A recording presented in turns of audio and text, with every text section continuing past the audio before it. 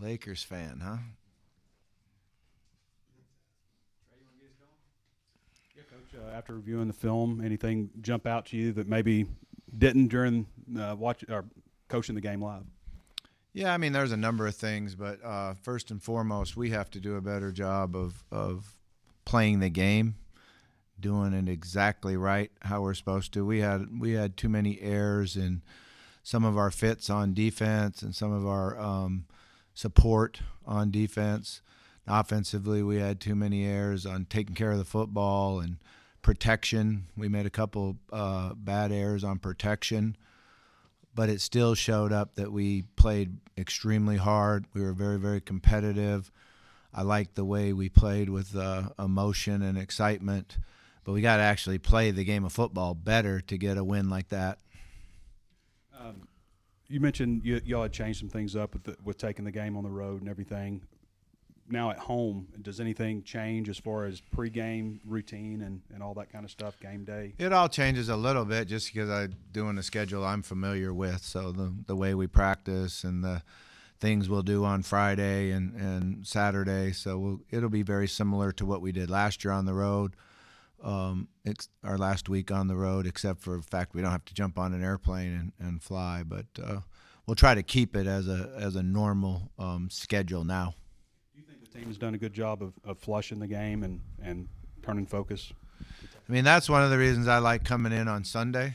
I like to get in and have a good team meeting, go through the special teams, then watch the entire video with our position coaches. And then we went out last night, and the guys that played a lot in the game, they ran and conditioned mostly to get the soreness out. It really helps get the soreness out. Helps you get better for today. And then we practiced the young guys, the guys that didn't play a lot. Now, not some of the guys that played some in the game still practiced to work on improvement and getting better. And some of them wanted to practice instead of condition, and I'm always all for that.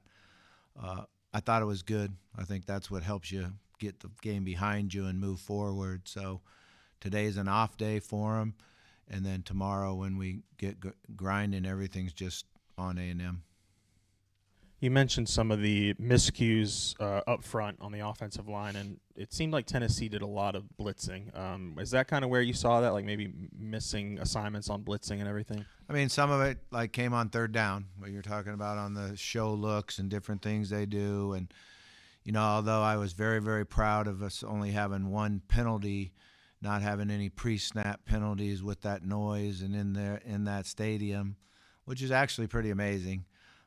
We did have a couple communication errors, and that's what showed up is, you know, the guard not telling the tackle one time and the other tackle not getting the call one time, and it ended up being a communication issue, although we didn't get a penalty on it. One of them, maybe it would have been better to get the penalty than the miscommunication, but for the most part, they did a nice job of handling the atmosphere and handling the noise, and I thought that was a nice job by Talon and of course our offensive line. And then for Texas A&M, I mean, they're kind of the core of their team is that offensive and defensive line. What impresses you the most, maybe looking at their film on those two sides?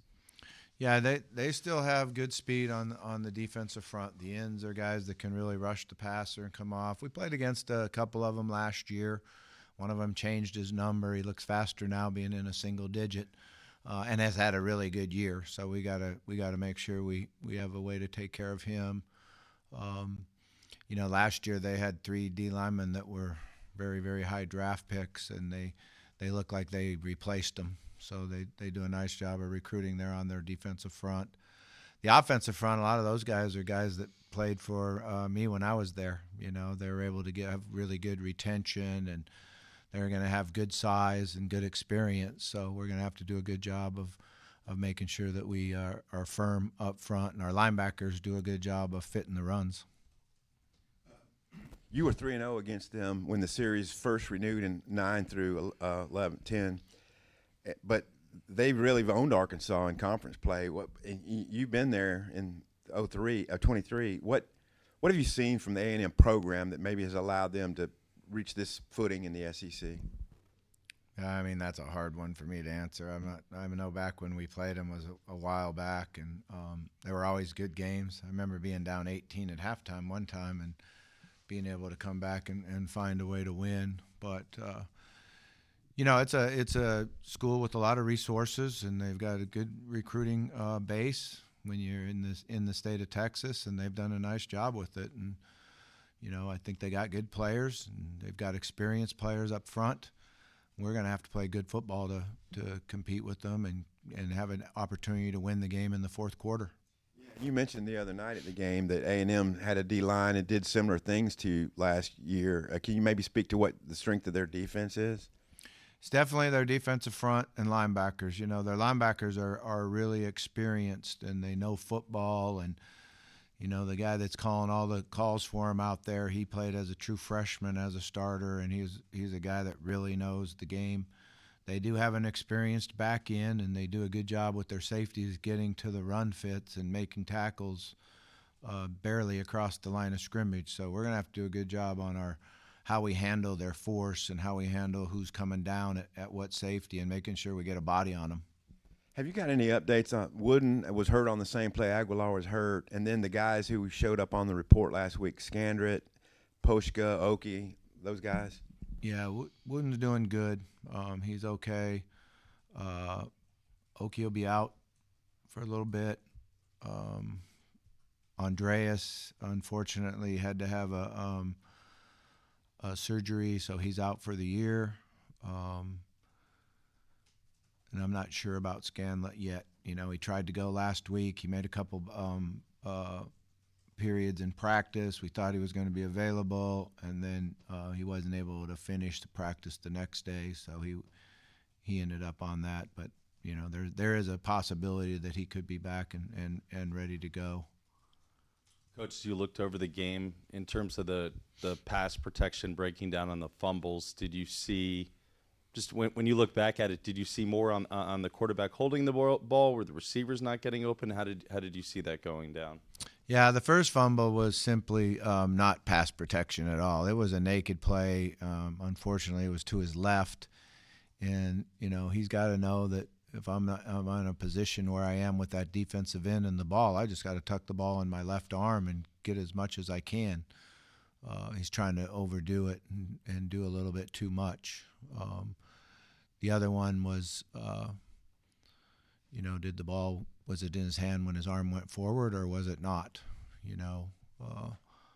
That's a hard one to think. He thought he was going to make a big play, and I don't know. You saw the play, so there's only so much I can say, right? Understood. So, and then just looking ahead at this game, Marcel Reese, a dual threat guy defensively. How do you go against that and defend that? Marcel Reed, yeah. Reed, yeah. Marcel, I know well. He was in the meeting room with me every single day, his redshirt year, and he's got tremendous quickness, tremendous speed. He's kind of a playmaker, not your normal just drop back, stay in the pocket and throw the ball. He moves around, makes plays. He can buy time and make plays, and that's a scary part of it is when he moves around and keeps his eyes downfield. We're going to have to really work on plastering our man and staying with our man and not coming off who we have because we see him moving, and that'll be a point of emphasis for us defensively this week for sure. We just got to try to keep him in the pocket, try to collapse the pocket, and not give him room. And if you cannot give him room, then you got an opportunity. Coach, I have a two-part question about their offensive coordinator, Colin Klein. I mean, you faced him whenever he was a quarterback at Kansas State in the Cotton Bowl. I'm curious, what do you remember about him in that game? And then also kind of what do you make of his system that he runs there at A&M? Yeah, I always thought he was a heck of a runner with the football, when we had to play him and even years prior to that watching the quarterback runs. And I think he was on probably one of the front ends of quarterback design runs when he was a player, and they did a great job with it. Always had an extra blocker, made it really, really tough. He was a strong physical guy that could really do a great job running the football, and he's done a nice job of adapting to their talent. He seems a little bit different than what he was at Kansas State, and He's utilizing the personnel that he has. It's a great challenge for us. Defensively, we just have to make sure we recognize formations, motions, and try to get a pre-snap key of what's coming. I guess Sori and Dix had maybe one of their better weeks statistically. Just maybe what have you thought of their improvement and their, the linebacker group as a whole? Yeah, I think that they did a really nice job in practice. They did a really nice job in their leadership throughout the week. They gave us energy out there. Sori, I think, for the first time all year was 100% healthy. He missed a lot in camp, and he was didn't have the speed and quickness in some of the early games, but he showed that in that game, and he actually showed it all week in practice to be the fastest first guy to the ball and playing with a lot of energy, and that helped the entire defense. And Dix came in and did a great job, and had a really nice game running to the football and fitting runs and being physical. And we need those two guys to play well for us defensively.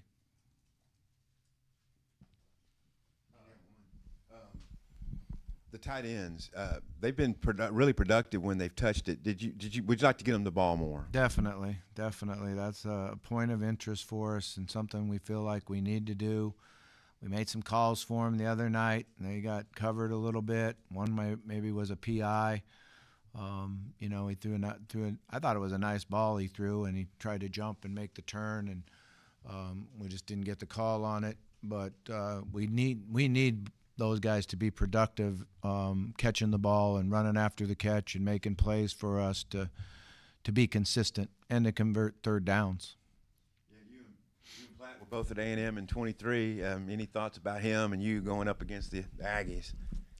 It'll be fun. Platt's a great young man. He was always one of my favorites when I was there. We used to talk to him all the time, and he's a very unique young man. He's extremely intelligent and extremely talented, and one of the most humble young men I've ever met. So I think our relationship was one of the reasons that we got him to transfer here, and I think he's got a bright future ahead of him in the game of football. Obviously, you coached against Arkansas at Missouri State and Texas A&M. Any other times you've gone against a former team where you've coached before this Saturday against A&M? Man, I've been in this thing for a long time, so probably I know that I had like Weber State, Idaho. I know that was one of those back there. I don't know. I probably can't think of any more right off the top of my head, but I remember coaching at Weber State, then going to Idaho as the offense coordinator, then having to play him a couple years in a row, and but I can't remember any besides that. I know you were only there for a year, but are there always some sort of emotions that get carried into a game like this when you go back to play a school you have some familiarity with? Yeah, I mean, when you watch the video and the players jump out, you think about them a little bit and, your relationship that you had with them, and that's really about it. Other than that, we're just focused on getting our preparation right and having a good week and go compete and find a way to win the game.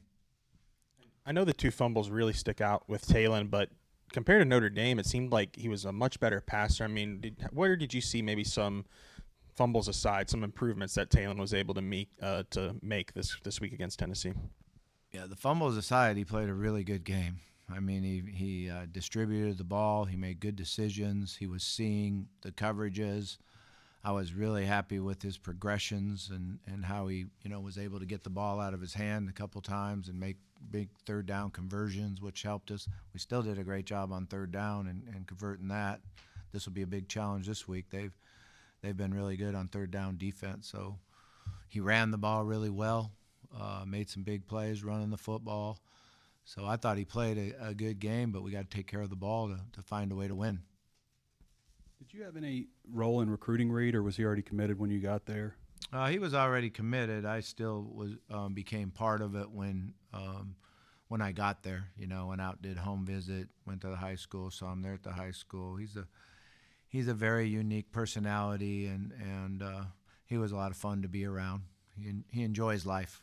Unique in what way? He enjoys life. always has a big smile and happy guy. Biggest areas of growth that you've seen from those days to what you see out there now? Yeah, I mean, he didn't do a whole lot when we were there. We had 3 other quarterbacks that were working. Unfortunately, it's kind of like Grayson is right now. When you've made the decision that you're going to redshirt, you don't get a lot of reps in practice, so you just kind of have to work the individual drills, and that's one of the reasons why I like doing what we did last night, bringing the freshmen out and guys that didn't play in the game and getting them some reps in our offense. So you get to know them a little bit better, but we didn't practice like that there. It's been a while since you've roamed the sidelines as the head coach at Arkansas. You've been on the other side, but pretty recently. But what are your thoughts about coming back home as the head coach, playing in this venue? I'm going to have to think about it.